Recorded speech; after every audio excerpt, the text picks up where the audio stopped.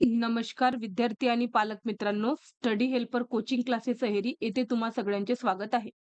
उद्याला 4th class आणि 7th क्लासची स्कॉलरशिप एक्झाम होणार आहे आणि त्या एक्झामसाठी सगळ्यांना बेस्ट ऑफ लक.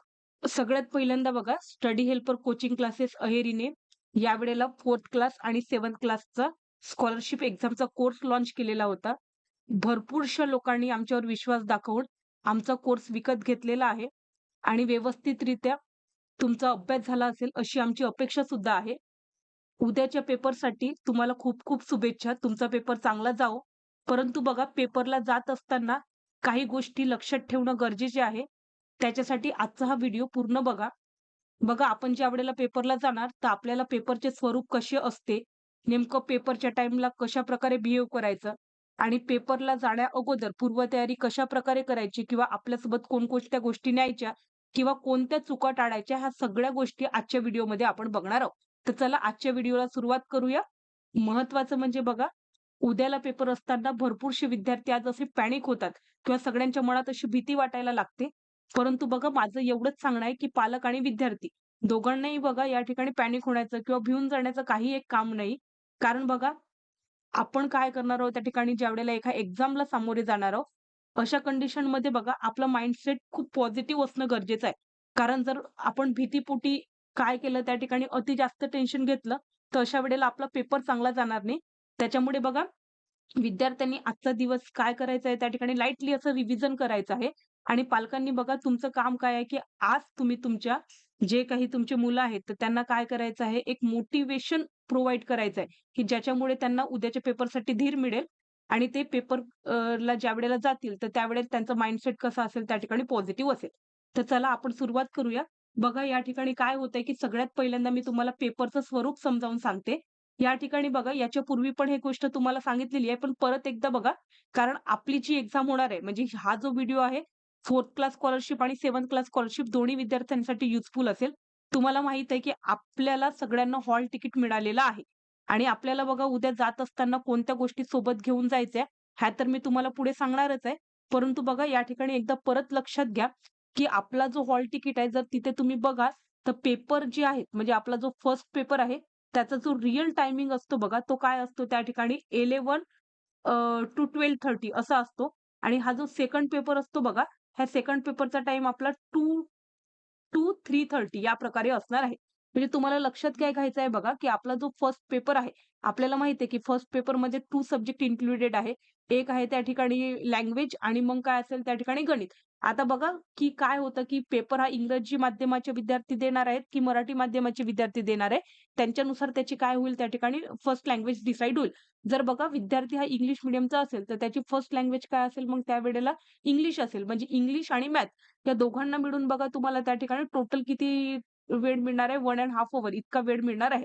आता तुम्हाला बघा, मी पहिल्यांदा पुन्हा सांगते, की ज्यावेळेला तुमच्या हातामध्ये पेपर येणार म्हणजे काय होतं यावेळेला, की तुमचा पेपर तर तसा काय होणार आहे त्या ठिकाणी ज्यावेळेला तुम्ही सॉल्व्ह करायला सुरुवात कराल, तर त्या ठिकाणी 11 पासून तो पेपर सुरू होणार आहे.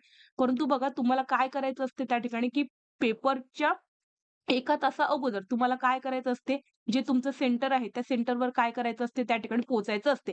म्हणजे 1 तासापूर्वी पोहोचलं, तर त्या ठिकाणी तुम्ही रिलॅक्स असता. तुम्हाला काय केलं जाते त्या ठिकाणी, की अर्धा तासा पहिले म्हणजे 10:30 ला जवळ-जवळ काय केलं जाईल त्या ठिकाणी हॉलमध्ये घेतलं जाईल.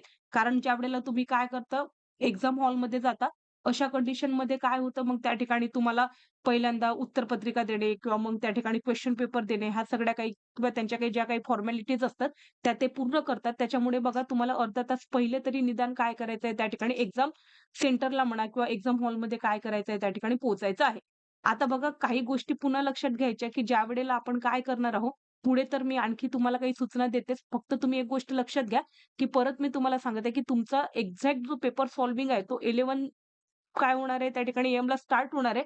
तुम्हाला अर्धा तास अगोदर तिथे काय करायचं या ठिकाणी पोहोचायचं आहे. बघा या ठिकाणी आपल्याला माहिती आहे, की आपल्याला जी लँग्वेज आहे त्याचे 25 क्वेशन असणार आहे आणि मॅथ्सचे 50 क्वेशन असणार आहे. मी परत तुम्हाला सांगते बघा या ठिकाणी काय होईल, की जी लँग्वेजचे 25 क्वेशन असणार, याला तुम्हाला जवळ काय करायचं या ठिकाणी 20 मिनिटमध्ये सॉल्व्ह करून घ्यायचं आहे. आणि परत काय करायचं बघा, जे मॅथ्सचे 50 क्वेशन असतात, याला सुद्धा तुम्ही काय करा या ठिकाणी म्हणजे आपल्याला टोटल बघा, ज्यावेळेला 1½ अवर म्हणतो, तर आपल्याला टोटल किती मिनिट मिळणार आहे त्या ठिकाणी 90 मिनिट मिळणार आहे. परंतु 90 मिनिट बघा, इथे त्या ठिकाणी जे नियोजन आपल्याला करायचं असते, ते व्यवस्थित असणं खूप जास्त गरजेचं आहे. लँग्वेजमध्ये बघा खूप काही प्रॉब्लेम येणार नाही. ज्यावेळेला तुम्ही पहिल्यांदा काय करता त्या ठिकाणी क्वेशन पेपर तुमच्या हातात येईल, तर लँग्वेजचे क्वेशन काय करायचे पहिल्यांदा सॉल्व्ह करून घ्यायचे.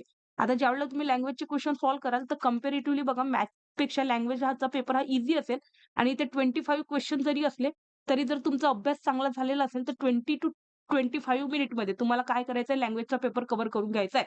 आणि नेक्स्ट बघा या ठिकाणी जे 50 क्वेशन असेल, तुम्हाला साधारणतः काय करायचंय या ठिकाणी हे जे 50 क्वेशन आहे, याला सोडवायला बघा जास्तीत जास्त तुम्ही काय करा या ठिकाणी तर 50 टू 55 मिनिट याच्यामध्ये काय करा त्या ठिकाणी इन्व्हेस्ट करा.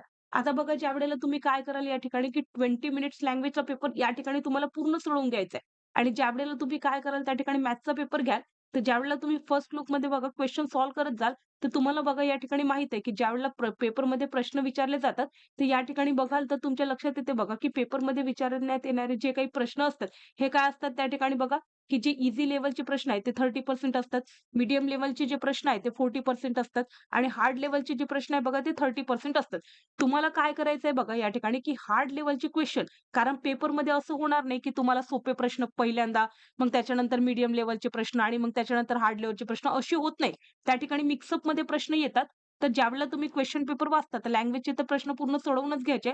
परंतु मॅथ्सच्या बाबतीत बघा काय करायचंय त्या ठिकाणी, की प्रश्न ज्यावेळेला तुम्ही रीड कराल, तर प्रश्न रीड केल्यानंतर काय होणार आहे त्या ठिकाणी, की होऊ शकते, की पहिले जे तुम्ही 1-2 प्रश्न वाचाल, तर ते कठीण स्वरूपाचे असतील. तर त्यामुळे बघा जर तुम्हाला असं वाटत आहे, की हे क्वेशन खूप हार्ड आहे किंवा मग खूप तुमचा टाईम वेस्ट करणार आहे, तर मग अशा क्वेशनला काय करायचं त्या ठिकाणी एखादी छोटासा स्टार करायचा आणि सोडून द्यायचं. म्हणजे जे क्वेशन काय आहे त्या ठिकाणी ईझी आहे किंवा खूप कमी वेळामध्ये सॉल्व्ह होऊ शकतात, त्या क्वेशनला तुम्हाला काय करायचं आहे त्या ठिकाणी पहिल्यांदा हँडल करायचे आहे. आणि जे हार्ड क्वेशन असतात बघा, जर तुम्हाला पहिल्या लूकमध्ये असं वाटत आहे, की हे जमण्यासारखे आहे किंवा या क्वेशनची माझी प्रॅक्टिस झालेली आहे, तरच ते क्वेशन काय करायचं पहिल्यांदा सॉल्व्ह करायला घ्यायचं. अदरवाईज जे काय असतात त्या ठिकाणी हार्ड क्वेश्चन असतात ते पहिल्या फेरीमध्ये सोडवू नका. बघा मी तुम्हाला परत सांगत आहे काय होणार आहे या ठिकाणी, की टोटल जे क्वेश्चन आहे तुम्हाला म्हणजे पहिल्या पेपरचाच आपण विचार करतो. इथे दिसतही असेल तुम्हाला टोटल जे क्वेश्चन आहे बघा ते किती क्वेश्चन आहे आता या ठिकाणी 75 क्वेश्चन आहे. तुम्ही जर विचार कराल आणि आपल्याजवळ वेळ किती आहे या ठिकाणी तर 90 मिनिट आहे. काय होतं ज्यावेळेला आपण एक्झाम हॉलमध्ये जातो तर अदर काही फॉर्मॅलिटीज असतात, की त्या फॉर्मॅलिटीमध्ये काय होतात त्या ठिकाणी आपले 5-10 मिनिट असेही वाया जातात किंवा जर आपल्याला रिचेक करायचंय त्याच्यामध्ये वेळ जातो. मग साधारणतः विचार केला तर मग काय होतं एका क्वेशनला जवळ-जवळ किती मिनिट मिळणार आहे तुम्हाला 1 मिनिट मिळणार आहे. मग अशा वेळेला बघा एखादी क्वेशन जर खूप म्हणजे जेव्हा तुम्ही पहिल्यांदाच पेपर हातामध्ये घेतला आणि घेतल्या-घेतल्या जर काय होतंय की मॅथ्सचा क्वेशन वाचायला सुरुवात केली तर पहिलेच 3-4 क्वेशन जर खूप हार्ड आले आणि जर तुम्ही काय करत राहिला त्या ठिकाणी की ते क्वेशन सॉल्व्ह करायसाठी जर तिथेच विचार करत बसला आणि जर एका क्वेशनला तुम्ही काय केलं त्या ठिकाणी 10 मिनिट जर वेस्ट करून टाकले, तर असं होणार आहे की ज्यावेळेला पुढे तुम्ही क्वेशन पेपर बघाल तर क्वेशन सोपी सुद्धा असू शकतात. परंतु काय होईल, की तुम्ही पहिल्यांदा टाईम वेस्ट केल्यामुळे त्या ठिकाणी तितका वेळ तुमचा कमी झालेला असतो आणि मग सोपे किंवा मीडियम लेव्हलचे क्वेशन तुम्हाला सॉल्व्ह करायला वेळ सुद्धा मिळणार नाही. म्हणून माझी तुम्हाला सगळ्यांना एक सूचना आहे बघा, की ज्यावेळेला पेपर तुमच्या हातामध्ये येईल, तर ज्यावेळेला तुमचा टाईम स्टार्ट होतो, तर सगळ्यात पहिल्यांदा लँग्वेजला हँडल करा. लँग्वेजचं एकदाच 20 मिनिटामध्ये म्हणा, की एखादी क्वेशन आला नाही तर चालेल. अदरवाईज सगळे क्वेशन काय करायचे सॉल्व्ह करून घ्यायचे. मग नेक्स्ट जो काय असतो आपला टाईम पिरियड असतो त्याच्यामध्ये काय करायचे जवळ-जवळ 50 टू 55 मिनिट यूज करून तुम्हाला काय करायचंय त्या ठिकाणी मॅथ्सचा पेपर सॉल्व्ह करून घ्यायचा आहे. आणि बघा परत तेच करायचं, की जे क्वेशन काय असतात त्या ठिकाणी ईझी असतात किंवा मीडियम लेव्हलचे असतात, ते पहिल्यांदा सॉल्व्ह करून घ्यायचे आणि जे खूप लेंदी आहे, वाचायला वेळ लागत आहे, समजायला कठीण जात आहे, अशा प्रश्नांना स्टार करून ठेवा. मग काय करायचं बघा, तुम्ही जसं काय कराल या ठिकाणी 70 मिनिट जेव्हा तुमचे कंप्लीट होतील, तर 70 मिनिटमध्ये काय असेल तुमचा त्या ठिकाणी पेपर बहुतांशचा झालेला असेल. मग उरलेले जे तुमच्याजवळ काय असतात त्या ठिकाणी 10 मिनिट असतात बघा, तर एखादी 2 जे काही तुम्हाला हार्ड क्वेशन वाटत आहे, तर मग अशा क्वेशनला काय करायचं त्या ठिकाणी वेळ द्यायचा. बघून घ्यायचं जमत असेल तर ठीक, अदरवाईज मग काय करायचं असते तुम्हाला जर असं वाटत आहे, की या प्रश्नाची उत्तर आपल्याला येण्यासारखे नाही, तर एक गोष्ट परत लक्षात ठेवायची, की पेपरमध्ये बघा ही निगेटिव्ह मार्किंग नाही. त्याच्यामुळे तुम्हाला काय करायचं आहे, की त्या ठिकाणी एकही जो गोल असतो त्या ठिकाणी रिकामा सोडून यायचा नाही. एक तर तुम्ही एलिमिनेशन मेथड यूज करा, काहीतरी करा, परंतु त्या ठिकाणी काय करायचे सगळे जे काही तुमचे काय असतात त्या ठिकाणी जे गोल असतात बघा, जे फिलअप करायसाठी दिलेले असतात, तर प्रत्येक क्वेशन अटेम्प्ट करूनच यायचं आहे तुम्हाला. ओके. आता जर तुम्ही काय कराल त्या ठिकाणी हा फर्स्ट पेपर सॉल्व्ह करा. तर बघा या ठिकाणी 11 to 12:30च्या टाईम पिरियडमध्ये हा पेपर होणार आहे आणि हा पेपर झाल्यानंतर बघा तुम्हाला मधोमध काय असतो त्या ठिकाणी ब्रेक असतो. म्हणजे साधारणतः बघा 12:30 ते काय असेल त्या ठिकाणी 2 हा जो वेळ असतो 12:30 to 2 पीएम इतका वेळ तुम्हाला काय मिळणार आहे त्या ठिकाणी ब्रेक मिळणार आहे. परंतु बघा या ठिकाणी काय करायचं आहे, की ज्यावेळेला सेकंड पेपर हा काय होणार आहे 2 ला स्टार्ट होणार आहे. अशा कंडिशनमध्ये बघा परत तुम्हाला एक्झाम हॉलमध्ये काय करावं लागते या ठिकाणी 1:30 ला पोहोचावं लागते. म्हणजे जर साधारणतः विचार कराल तुम्ही तर 12:30 टू 1:30 असा तुमच्याजवळ किती तासाचा वेळ आहे त्या ठिकाणी 1 तासाचा वेळ आहे. मग 1 तासामध्ये बघा तुम्हाला काय करता येईल त्या ठिकाणी जर तुमचं घर खूप लांब असेल, तर अशा सिच्युएशनमध्ये काय करायचं, हा जो मधातला ब्रेक असतो, त्या ब्रेकमध्ये बघा खाण्यासाठी काय करायचं, एखादी टिफिन घेऊन जायचा. म्हणजे थोडंफार त्या ठिकाणी हलकं-फुलकं म्हणजे ज्यावेळेला तुम्ही काय करू शकाल, कम्फर्टेबल असाल, असं काहीतरी काय करा त्या ठिकाणी टिफिनमध्ये घेऊन घ्या. आणि थोड्या वेळ काय करू शकता, त्या ठिकाणी रेस्ट घेऊ शकता. बघा जर एखाद्याचं घर काय असेल, त्या ठिकाणी सेंटरपासून खूपच जर जवळ असेल, अशा कंडिशनमध्ये तुम्ही जाऊन परत त्या ठिकाणी येऊ शकता. परंतु बघा म्हणजे एक गोष्ट की उद्या होणारी जी काही आपली एक्झाम आहे, आपल्याला माहिती आहे हे दिवस कसे आहेत त्या ठिकाणी उन्हाळ्याचे आहे आणि अशा वेळेला बघा तुम्हाला काय करायचंय त्या ठिकाणी की स्वतःचं प्रोटेक्शन खूप चांगलं करायचंय. विनाकारण तुम्ही उन्हामध्ये बाहेर निघाल आणि मग जाणं येणं परत तेवढा वेळ जर तुमचा वाया जाईल, मग अशा कंडिशनमध्ये होऊ शकते की त्या ठिकाणी उन्हाचा त्रास पण होऊ शकते. म्हणून शक्य जर होत असेल तर त्या ठिकाणी काय करायचं मधातला जो काही ब्रेक टाईम असतो, त्यावेळेला तुमचं जे एक्झाम सेंटर आहे तिथे सावलीची जागा बघायची किंवा जिथे फॅन वगैरे आहेत, त्या ठिकाणी काय करायचं व्यवस्थित बसून जायचं. तुमचा जो असलेला टिफिन असला किंवा तुमच्याजवळ जे काही साहित्य आहे, मग काय करायचं त्या ठिकाणी टिफिन खाऊन थोडंफार वाचन करून काय करायचं तिथेच रेस्ट घ्यायचा. म्हणजे नेक्स्ट जो पेपर आहे बघा हा काय होणार आहे 2 ला स्टार्ट होणार आहे. तर अर्धा तास पहिले तुम्हाला काय करावं लागेल त्या ठिकाणी हॉलमध्ये जावं लागेल. आता बघा काय होतं या ठिकाणी की नेक्स्ट जो आपला पेपर असणार आहे, हा कशाचा असणार आहे त्या ठिकाणी थर्ड लँग्वेज आणि त्याच्यानंतर इंटेलिजन्सची टेस्ट. आता बघा जर इंग्लिश मीडियमवाले विद्यार्थी आहेत, तर त्यांचा फर्स्ट लँग्वेज काय असेल इंग्लिश असेल. तर थर्ड लँग्वेज काय असेल त्या ठिकाणी मराठी. म्हणजे मराठी आणि परत इंटेलिजन्सी टेस्ट याचा काय होणार आहे सेकंड पेपर होणार आहे. सेम बघा क्वेशन किती असणार आहे 75 क्वेशन असणार आहे आणि तुम्हाला परत जो वेळ आहे तो किती मिनिटाचा मिळणार आहे 90 मिनिटाचा वेळ परत मिळणार आहे. परत तेच गोष्ट की जी तुम्ही काय केली त्या ठिकाणी ॲप्लिकेशन फर्स्ट पेपरमध्ये केलं, त्याच प्रकारचं तुम्हाला काय करायचा रोल सेकंड पेपरमध्ये प्ले करायचा आहे. म्हणजे परत बघा काय होईल, की जेव्हा पेपर हातामध्ये येईल, तर पहिले जे 20 मिनिट असणार, तर या 20 मिनिटमध्ये तुम्हाला काय करायचंय बघा, मी इथे लिहून सुद्धा ठेवते, की पहिले जे 20 मिनिट आहे, या ठिकाणी हे 25 क्वेशन सॉल्व्ह करून घ्यायचे. नेक्स्ट जे काय असतात त्या ठिकाणी बघा 50 क्वेशन असतात, तर त्याच्यातले जे काही तुमच्याजवळ ईझी क्वेशन असतील ना, तर तुम्ही पहिल्यांदा काय करा, त्याला हँडल करा आणि त्याला जर हँडल कराल, तर त्या ठिकाणी काय होईल, की 50 क्वेशनपैकी असे क्वेशन म्हणजे 30 तरी क्वेशन असे असणार आहे, जे की ईझी किंवा मीडियम लेव्हलचे असणार आहे. तर तुम्हाला काय करायचे पुढच्या बघा त्या ठिकाणी 30 टू 40 मिनिटमध्ये तुम्हाला काय करायचं आहे त्या ठिकाणी ते क्वेशन सॉल्व्ह करून घ्यायचे. आणि मग जे काही हार्ड क्वेशन असतात बघा, त्याला काय करायचं उर्वरित वेळ द्यायचा. बघा आणि सगळ्यांनी लक्षात घ्यायचं या ठिकाणी, की तुम्ही ज्या एक्झाम हॉलमध्ये बसणार आहात, त्या ठिकाणी वॉच असेलच असं काही नाही. त्याच्यामुळे काय करायचं त्या ठिकाणी स्वतःसाठी काय करायची एक जी रिसोर्स असते ती सोबत घेऊन जायची. हां, पुढे मी तुम्हाला सांगणारच आहे त्या ठिकाणी, की कोणकोणत्या वस्तू सोबत न्यायच्या. पण तुम्हाला बघा एक पॅटर्न लक्षात आलेला असेल, की आपल्याला परत काय होणार आहे, की उद्याचा जो काही तुमचा पेपर आहे, ते एकंदरीत तुमचे 2 पेपर आहे. मधात तुम्हाला ब्रेक सुद्धा मिळेल. तर त्या ब्रेकसाठी बघा जर तुम्हाला आवश्यक वाटत असेल, तर तुम्ही टिफिन सोबत नेऊ शकता. आणि काय करायचं त्या ठिकाणी जर एक्झाम सेंटर तुमचं खूपच काय असेल त्या ठिकाणी दूर असेल, तर वेळेच्या आधी पोहोचण्याचा प्रयत्न करा. म्हणजे तुम्हाला काय करावं लागते त्या ठिकाणी तिथे गेल्यानंतर तुमचा नेमका नंबर कोणत्या रूममध्ये लागलेला आहे, हे सगळं शोधाशोध करावी लागते. आणि जर आपल्याला असं वाटलं, की आपल्याला जायला वेळ लागणार आहे, तर अशा कंडिशनमध्ये काय करा, जो तुमचा वेळ दिलेला आहे, म्हणजे 10:30 पर्यंत तुम्हाला पोहोचणं तिथे गरजेचं असतं. तर त्याच्या पहिले तुम्ही काय करा, त्या ठिकाणी घरापासून निघा. म्हणजे तुमचं सगळं व्यवस्थित काय होईल, त्या ठिकाणी मॅनेज होईल. मग हे सगळं लक्षात आलेलं असेल. तुम्हाला हे सुद्धा समजलं असेल बघा, की ज्यावेळेला पेपर तुमच्या हातामध्ये येणार आहे, तर कोणत्या सब्जेक्टला किती वेळ द्यायचा आहे किंवा मग कशाप्रकारे आणि बघा तुम्ही काय कराल, ज्यावेळेला पेपर सॉल्व्ह करायला घ्याल किंवा जेव्हा हातात तुमच्या पेपर येणार आहे, तर असं होणारच आहे त्या ठिकाणी, की पहिले-पहिले काही क्वेशन जे आहे ते खूप जास्त हार्ड असणार आहे. तर मग अशा वेळेला बघा त्या क्वेशनकडे बघून विनाकारण आपला मूड खराब करून घ्यायचा नाही किंवा मग ते क्वेशन मला येत नाही, तर मग माझा पुढचा पेपर कसा जाईल? मग याचं टेन्शन घ्यायचं नाही. शक्यतो काय करायचं जे हार्ड क्वेशन आहे त्याला स्टार करून सोडून द्या. कारण पेपरमध्ये सगळेच्या सगळे क्वेशन काही हार्ड नसतात. जे जेमतेम काही हार्ड असतात त्याला नंतर हँडल करायचं. जे पहिले ईझी क्वेशन आहे, जे तुम्हाला जमण्यासारखं आहे, जिथे तुम्हाला कॉन्फिडन्स आहे, की हेच क्वेशन मला जमतात. त्याला काय करायचं अगोदररित्या हँडल करून घ्यायचं. ओके, हे तुमच्या लक्षात आलेलं असेल बघा.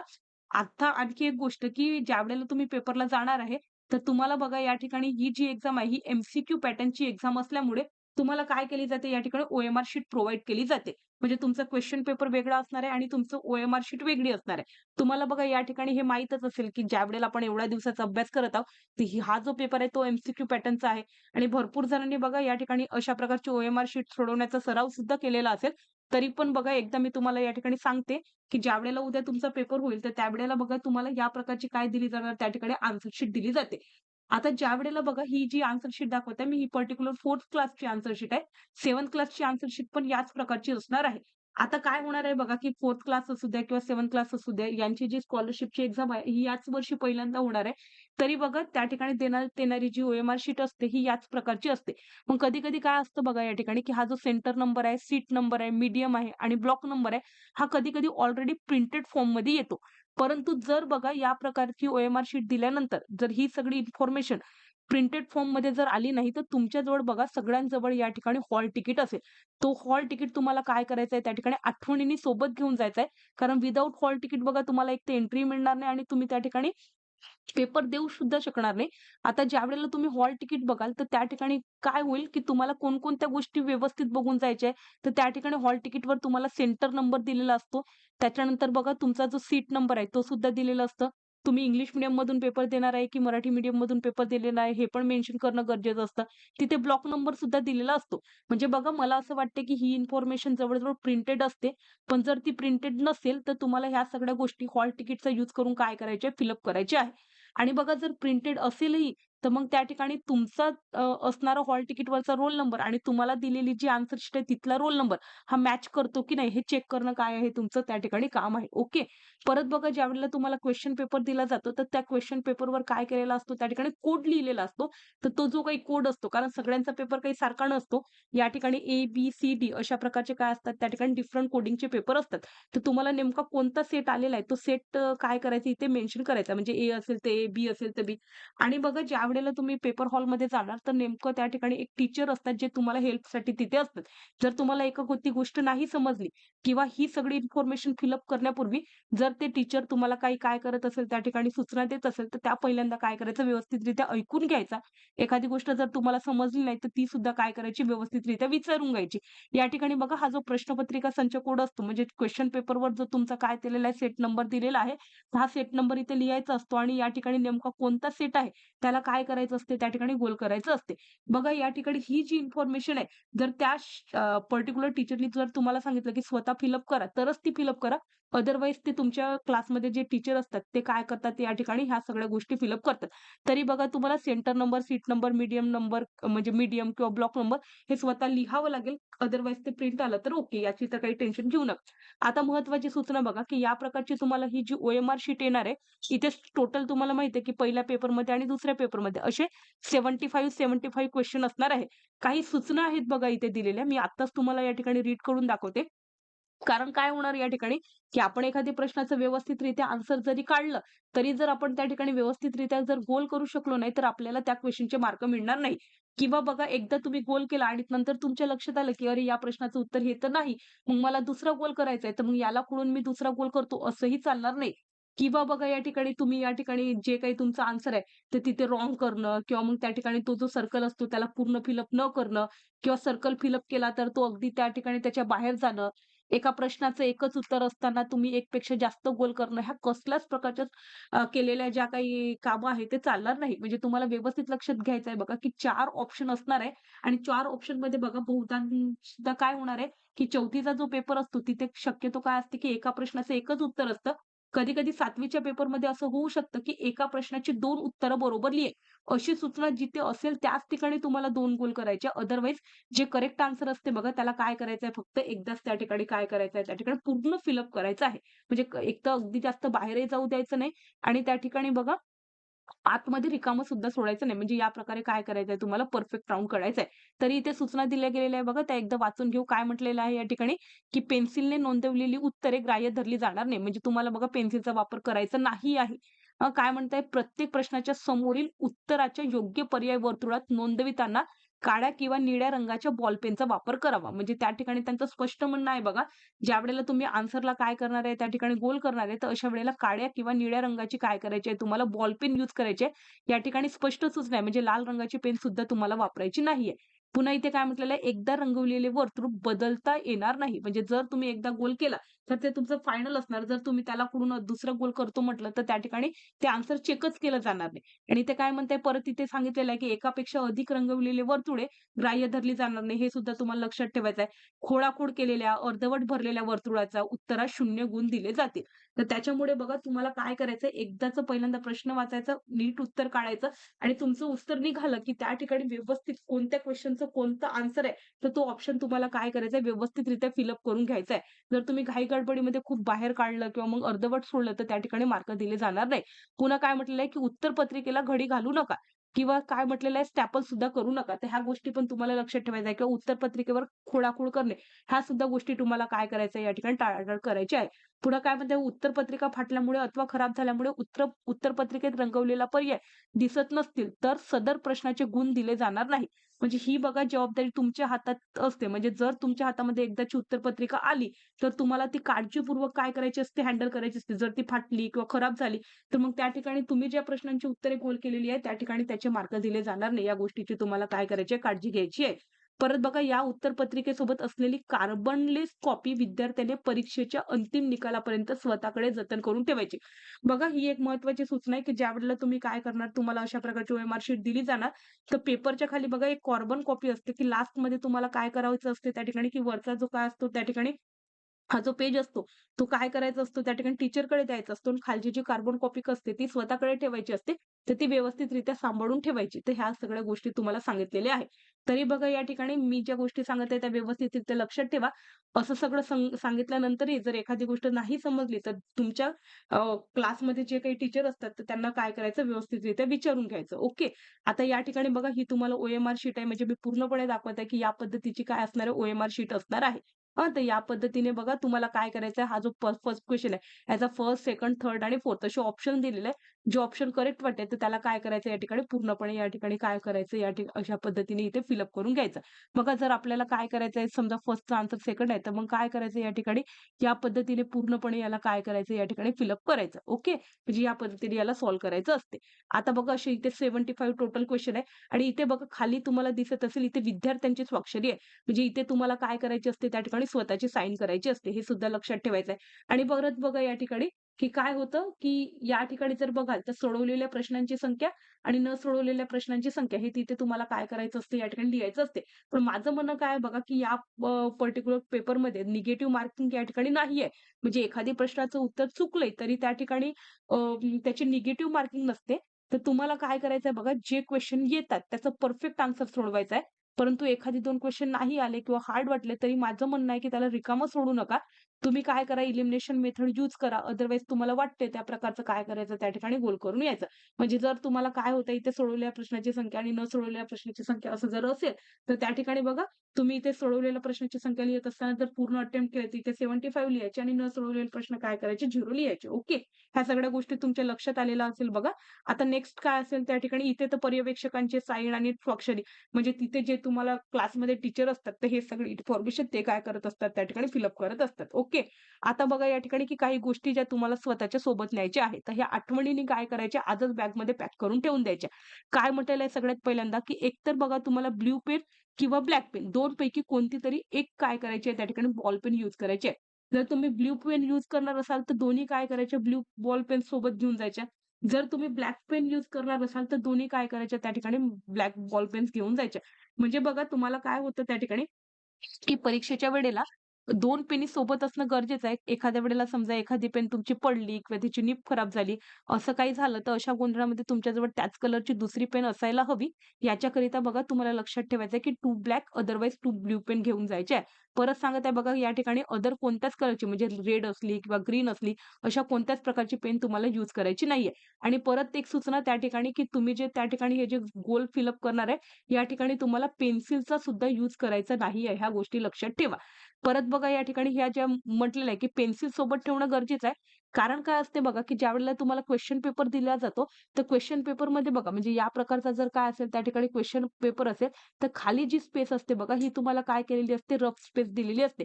पण ज्यावेळेला तुम्हाला एखादी क्वेशनचं कॅल्क्युलेशन करायचं आहे, तर अशा कॅल्क्युलेशनच्या वेळेला बघा तुम्हाला रफ स्पेसचा यूज करायचा असतो. म्हणजे घरून तुम्हाला जात असताना बघा तुम्ही काय करू शकता त्या ठिकाणी तर एक्झाम जो काय असतो त्या ठिकाणी बोर्ड असतो.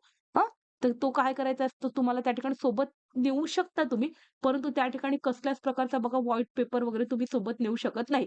मग अशा कंडिशनमध्ये बघा जर तुम्हाला रफ वर्क करायचा आहे, तर मग तो रफ वर्क कुठे करायचा? त्या ठिकाणी जो क्वेशन पेपर दिलेला असतो त्याच्या खाली एक रफ स्पेस दिलेली असते तिथे करायचा. मग आता रफ स्पेस करत असताना बघा जर तुम्हाला वाटत असेल तर तुम्ही पेन्सिलचा यूज करा. म्हणजे काय होईल त्या ठिकाणी, की एखाद्या वेळेला तुम्हाला जागा अपुरी वाटली तर तुम्ही इरेजरचा यूज करून त्या ठिकाणी काय करू शकता, ती रफ स्पेस क्लीन करून परत त्या ठिकाणी ती जागा काय करू शकता, यूज करू शकता. त्याच्यासाठी तुम्हाला पेन्सिल आणि इरेजरची गरज पडणार आहे. शॉर्पनर पण तुम्ही काय करू शकता त्या ठिकाणी सोबत ठेवू शकता. आणि बघा या ठिकाणी काय करायचं आहे, की स्केल सुद्धा सोबत ठेवायची आहे. एखाद्या वेळेला तुम्हाला स्केलचं काम पडू शकते. आणखी एक गोष्ट, की ज्यावेळेला बघा तुम्ही एक्झाम हॉलमध्ये जाता, तर तुम्हाला काय केलं जातं त्या ठिकाणी पहिल्यांदा क्वेशन पेपर दिला जातो. परंतु तो कसा असतो त्या ठिकाणी सील पॅक असतो. म्हणजे या ठिकाणी तर क्वेशन पेपरला काय असते त्या ठिकाणी सील असते. तर तुम्हाला बघा वेळेच्या आत ती सील ओपन करायची नसते. पण ज्यावेळेला घंटी वाजते, तर ही सील ओपन करत असताना बघा त्या ठिकाणी चुकीच्या पद्धतीने ती सील ओपन करू नका. असं केल्यामुळे काय होईल त्या ठिकाणी तो क्वेशन पेपर फाटण्याची वगैरे शक्यता असते. आणि एकदाचा क्वेशन पेपर फाटलं, की आपल्याला रिपीट कोणी देणार नाही. म्हणून काय करायचं, हा जो सील असतो बघा, तो काय करायचा आहे त्या ठिकाणी ज्यावेळेला तुम्हाला ब्रेक करायचा आहे, तर अशा वेळेला तुम्ही काय करू शकता त्या ठिकाणी स्केलचा यूज करू शकता. म्हणजे प्रॉपर काय करायचं, स्केलचा यूज करून ही सील काय करायची, ब्रेक करायची. याच्यासाठी स्केल ठेवा किंवा एखाद्या त्या ठिकाणी कधी तुम्हाला काय होऊ शकते, काम पडू शकते, तर त्या पद्धतीने एक स्केल ठेवा. आणखी काय म्हटलेलं आहे या ठिकाणी, की हॉल तिकीट, ॲडमिट कार्ड ज्याला म्हटलं जाते. म्हणजे हे तर सगळ्यात महत्त्वाचं आहे, की आपण जात आहोत, आपल्यासोबत आपल्याला हॉल तिकीट किंवा ॲडमिट कार्ड नेणं हे खूप जास्त गरजेचं आहे. कारण त्याच्याशिवाय आपण एक्झाम देऊ शकणार नाही. आणि सोबत जात असताना बघा या ठिकाणी, की ही जी स्कूल आयडी कार्ड असतो किंवा तुमचा जो आधार कार्ड असतो, तो तुम्हाला काय करायचा असतो त्या ठिकाणी सोबत न्यायचा असतो. तर ही गोष्ट सुद्धा लक्षात ठेवायची आहे. म्हणजे त्या ठिकाणी सगळ्यात महत्त्वाचं आहे तुम्हाला पेन सोबत ठेवायची आहे. त्याच्यानंतर पेन्सिल न्यायची आहे रफ वर्क करायसाठी. त्याच्यानंतर एखादी स्केल सोबत ठेवायची आहे. हॉल तिकीट सुद्धा न्यायचं आहे. परत बघा स्कूल आयडी कार्ड असेल तर तो किंवा मग आधार कार्ड असेल तर या ठिकाणी तो सोबत काय करायचा त्या ठिकाणी घेऊन जायचा. आणि सगळ्यात महत्त्वाचं बघा या ठिकाणी, की तुम्हाला काय करायचं एक रिस्टवॉच घेऊन जायची जी सिंपल असली पाहिजे. म्हणजे डिजिटल प्रकारची वॉच तुम्हाला त्या ठिकाणी अलाउड करणार नाही. मग काय करायचं त्या ठिकाणी जी सिंपल रिस्टवॉच असते तर ती काय करायची सोबत ठेवायची असते. परत बघा या ठिकाणी होऊ शकते एखाद्या वेळेला जर त्या क्लासमध्ये काय असेल त्या ठिकाणी स्ट्रिक्ट रूल फॉलो केले जात असेल, तर तुम्हाला काय करायचं असेल बघा त्या ठिकाणी पाऊच जर न्यायचा असेल, तर तो काय करा जनरली ट्रान्सपरंट पाउच घेऊन जा. म्हणजे त्या ठिकाणी काय होणार की तो तुम्हाला पाउच अलाउड केला जाणार. परत बघा आता तुम्हाला हे तर सगळ्यात जास्त लक्षात ठेवायचं आहे, की सध्याचे दिवस हे बघा समर सीझन चालू असल्यामुळे तुम्हाला पाण्याची खूप जास्त आवश्यकता पडणार आहे. तुम्ही जे हॉलमध्ये लागाल, तर त्या ठिकाणी होऊ शकते, की तिथल्या स्कूलतर्फे तुम्हाला पाणी प्रोव्हाईड केलंही जाऊ शकते. परंतु बघा जेव्हा तुम्हाला आवश्यकता पडेल तेव्हा तुमच्याजवळ पाणी येईलच असं काही नाही. त्याच्यामुळे बघा मला असं वाटतं या ठिकाणी, की 1 और 2 तुम्ही वॉटर बॉटल काय केलं पाहिजे त्या ठिकाणी सोबत ठेवलं पाहिजे. जर तुमचं घरापासूनचं अंतर खूप जास्त असेल तर अशा वेळेला तुम्ही 1 च्या ऐवजी काय करा 2 वॉटर बॉटलचा यूज करू शकता. कारण बघा या ठिकाणी उन्हाळ्याचे दिवस आहे. जर त्या ठिकाणी पाण्याची कमतरता भासली तर तुम्हाला मग त्या ठिकाणी त्रास होऊ शकते. त्याच्यामुळे स्वतःच्या पाण्याच्या बॉटल काय करायच्या स्वतःजवळ ठेवायच्या. आता बघा जेव्हा तुम्ही पाणी बॉटल नेत आहे तर काय करा या ठिकाणी, की जर तुम्ही अगदी प्लास्टिकची बॉटल यूज कराल, तर त्या ठिकाणी ते पाणी गरम होण्याची शक्यता असते. त्याचाही तुम्हाला त्रास होऊ शकतो. त्यामुळे काय करा, एखादी स्टीलची बॉटल ज्याला कोटिंग असते किंवा ज्याच्यामध्ये पाणी ठेवल्यानंतर ते भरपूरशा वेळ थंड राहू शकते. तर अशा प्रकारची बॉटल तुम्ही काय करू शकता, स्वतःच्या सोबत नेऊ शकता. आणखी एक महत्त्वाची सूचना, की तुम्हाला काय करायचं आहे त्या ठिकाणी हँडकरचीफ म्हणजे तुमचा रुमाल जो आहे, तो काय करायचा आहे त्या ठिकाणी सोबत ठेवायचा आहे. कारण गरमीचे दिवस आहे. ज्यावेळेला तुम्ही पेपर लिहाल, तर काय होतं सारखं हाताला घाम फुटू शकतो. पेन हातातून घसरू शकते आणि याचा आपल्याला त्रास होऊ शकतो. तर असा त्रास होऊ नये याच्याकरिता बघा हँकरचीफ सोबत ठेवायची. जात असताना सुद्धा बघा तुम्हाला काय करायचंय एखादी कॅपचा यूज करायचा आहे. म्हणजे तुम्ही गाडीने जात असाल किंवा अदर कोणत्याही ट्रान्सपोर्टचा यूज करत असाल, तर अशा वेळेला बघा तुम्ही जात असताना काय करा पर्टिक्युलर कॅप झालं किंवा मोठा जो रुमाल आहे, हे सगळं काय करायचं त्या ठिकाणी स्किन आपला जो चेहरा असतो त्याला कव्हर करून जायचं. परंतु त्या ठिकाणी काय होऊ शकतं, की एखाद्या वेळेला तुम्ही जे हॉलमध्ये बसलेले आहे, अचानक लाईट वगैरे गेली, मग अशा वेळेला बघा त्रास होऊ नये म्हणजे तुमचं काय असलं पाहिजे, तुमच्यासोबत जो हँकरचीफ आहे म्हणा किंवा नॅपकिन आहे हे सोबत असलं पाहिजे. ह्या गोष्टीची काळजी घ्या. म्हणजे कधी-कधी हाताला जो घाम फुटतो, तर त्यालाही अदामदत पुसण्याकरिता याची तुम्हाला गरज पडू शकते. आणखी बघा या ठिकाणी टिफिन पण सोबत ठेवायचा आहे. काय होतं त्या ठिकाणी, की सकाळी ज्यावेळेला आपण घाई-घाईतून निघतो, तर अशा वेळेला आपलं जेवण व्यवस्थित झालेलं नसतं किंवा नाश्ता व्यवस्थित झालेला नसतो. मग मधातला जो ब्रेक असतो बघा, तर त्यावेळेला तुम्हाला काय असतो 1 तासाचा वेळ मिळतो. तर अशा कंडिशनमध्ये बघा अंतर जर जास्त असेल, तर तुम्ही एखादी टिफिन बॉक्स सोबत ठेवा. म्हणजे काय होईल त्या ठिकाणी, की जर तुम्ही व्यवस्थितरित्या तुमचं जेवण झालेलं नसेल, तर मग पुढचा पेपर सोडवत असताना तुम्हाला भूक पण लागू शकते. असं सगळं काही होऊ नये म्हणून त्या ठिकाणी काय करायचं, थोडासा त्या ठिकाणी टिफिन सुद्धा सोबत घेऊन जायचे आहे. तर ह्या गोष्टी तर तुम्हाला काय करायचं आहे त्या ठिकाणी आठवणीने सोबत न्यायच्या आहे. आता बघा या ठिकाणी अशा कोणत्या गोष्टी आहेत ज्या तुम्ही सोबत घेऊन जायच्या नाही. तर या ठिकाणी बघा म्हणजे तुम्हाला मोबाईल फोन झालं किंवा कॅल्क्युलेटर झालं, स्मार्ट वॉच झाली किंवा एनी इलेक्ट्रिकल गॅजेट झालं. तर ह्या सगळ्या गोष्टी त्या ठिकाणी बघा पेपर हॉलमध्ये अलाउड केल्या जात नाही. त्याच्यामुळे हे नेण्याची गरज नाही. परत बघा या ठिकाणी काय होतं, की बुक झालं, नोट्स झाले किंवा पेपर झाले, तुम्ही एक्झाम हॉलमध्ये घेऊन जाऊ शकत नाही. जर तुमच्याकडे एखादी बॅग असेल, तर तुम्ही बॅगमध्ये ठेवून जर ते रूमच्या बाहेर जर ठेवू शकत असाल तर चालेल. कारण जर ब्रेकमध्ये वेळ मिळत असेल, तर तुम्ही थोडंफार रीड करू शकता. परंतु रिलॅक्स राहा बघा. मला वाटत नाही त्या ठिकाणी बुक वगैरे नोट्स वगैरे नेण्याची गरज आहे. तसं तर जॉमेट्रिकल बॉक्सची पण गरज पडणार नाही. बघा जर तुम्हाला आवश्यकता वाटत असेल तर सोबत न्या. परंतु त्या ठिकाणी एक्स्ट्रा ज्या काही वस्तू आहे बघा त्या सोबत नाही नेलेल्याच बऱ्या. आणि परत लक्षात ठेवायचं आहे बघा, की कोणत्याच प्रकारची चीटिंग मटेरियल आपल्या सोबत ठेवायचं नाही. म्हणजे असं काहीच करू नका, की ज्याच्यामुळे काय झालं पाहिजे त्या ठिकाणी, की तुमच्यावर ऑब्जेक्शन आलं पाहिजे. तर ह्या सगळ्या गोष्टी तुम्हाला काय करायच्या व्यवस्थितरित्या लक्षात ठेवायच्या आहे. आता बघा तुम्हाला पुन्हा एक सूचना सांगते या ठिकाणी, की ज्यावेळेला तुम्ही एक्झाम हॉलमध्ये जाणार तर सगळ्यात पहिल्यांदा बघा शांत राहा. कारण काय होणार, की जर तुम्ही घाबरलात, तर त्या ठिकाणी नक्कीच तुमचा पेपर खराब जाईल. तर तुम्ही स्वतः काय करा, इतक्या दिवसाचा तुम्ही अभ्यास केलेला आहे, त्याच्यामुळे कॉन्फिडंट राहा. जो आपण अभ्यास केलेला आहे, त्याच्यावर डिपेंडंटच पेपर येणार आहे. एखादी 2 क्वेशन हार्ड असले, तरी त्याचा स्वतःच्या मनावर खूप काही परिणाम होऊ देऊ नका. आता ह्या सगळ्या सूचना तर तुम्हाला दिलेल्याच आहे, की पेपर हातात आल्यानंतर तुम्हाला नेमका टाईम मॅनेजमेंट कशा पद्धतीने करायचा आहे किंवा मग अदर जर एखादी गोष्ट नाही समजली, तर तुम्ही काय करू शकता त्या ठिकाणी तुमचे जे क्लासमधले टीचर्स असतात त्यांच्याशी तुम्ही त्या विषयावर बोलू शकता. फक्त बघा त्या ठिकाणी, की आपापसामध्ये चर्चा करणे किंवा मग काय करणे त्या ठिकाणी, की अति जास्त गोंधळून जाणे, तर ह्या गोष्टी शक्यतो तुम्हाला टाळायच्या आहे. तुम्ही वॉटर बॉटल जी तुमच्या सोबत न्याल बघा, तर तुम्ही घाई-गडबडीत पाणी पिलं आणि त्याला तुम्ही त्या ठिकाणी टेबलवर ठेवलं असंही सुद्धा करू नका. कारण काय होते त्या ठिकाणी, की जर तुम्ही पाणी पिलं तर ती शक्यतो बॉटल काय करायची त्या ठिकाणी खाली ठेवायची. कधी-कधी घाई-गडबडीमध्ये धक्का लागतो. पाण्याची बॉटलचं झाकण व्यवस्थित लागलेलं नसेल, तर मग त्या ठिकाणी उत्तरपत्रिकेवर ते जर पडलं आणि जर त्या ठिकाणी ती उत्तरपत्रिका खराब झाली, तर तसंही तुमचं नुकसान होणार आहे. मग तुम्ही त्या ठिकाणी एक्झाम हॉलमध्ये जसं जे काही वागणार आहे बघा, तर ते तुम्हाला काय करायचं आहे त्या ठिकाणी व्यवस्थितरित्या वागायचं आहे. सगळ्याच गोष्टीकडे व्यवस्थित लक्ष ठेवा. आजचा दिवस आहे बघा तुमच्याकडे. तुम्ही काय करू शकता त्या ठिकाणी थोडंफार रिव्हिजन करायचं असेल तर रिव्हिजन करा. लवकरात लवकर झोपून जायचं. रिलॅक्स राहायचं. सकाळी लवकर उठायचं. वेळेच्या आत सगळं आवरून घ्यायचं. वेळेच्या आत हॉलमध्ये काय करायचं त्या ठिकाणी जो काही तुमचा एक्झाम सेंटर आहे तिथे पोहोचायचं आणि व्यवस्थितरित्या काय करायचं आहे त्या ठिकाणी पेपरला हँडल करायचं आहे. तर मला असं वाटतंय बघा, की मी जे काही सूचना तुम्हाला दिलेल्या आहेत त्या पुरेशा आहे. जरी तुमचा आणखी काही डाउट असेल तर तुम्ही तसं मला कमेंट बॉक्समध्ये कमेंट करू शकता. उद्याच्या पेपरसाठी बघा स्टडी हेल्पर अकॅडमीच्या फॅमिलीला जुळलेले जितके काही सदस्य आहे, सगळ्यांना बेस्ट ऑफ लक. तसंच सगळे जे काही 4th आणि 7th क्लासची एक्झाम देणार आहे, सगळ्यांना बेस्ट ऑफ लक. तुमचा पेपर चांगला जाओ. तुम्ही जी काही मेहनत केलेली आहे, तर त्या मेहनतीचं फळ तुम्हाला मिळो इतकीच ईश्वरचरणी प्रार्थना. आजसाठी बघा इथेच थांबते. धन्यवाद.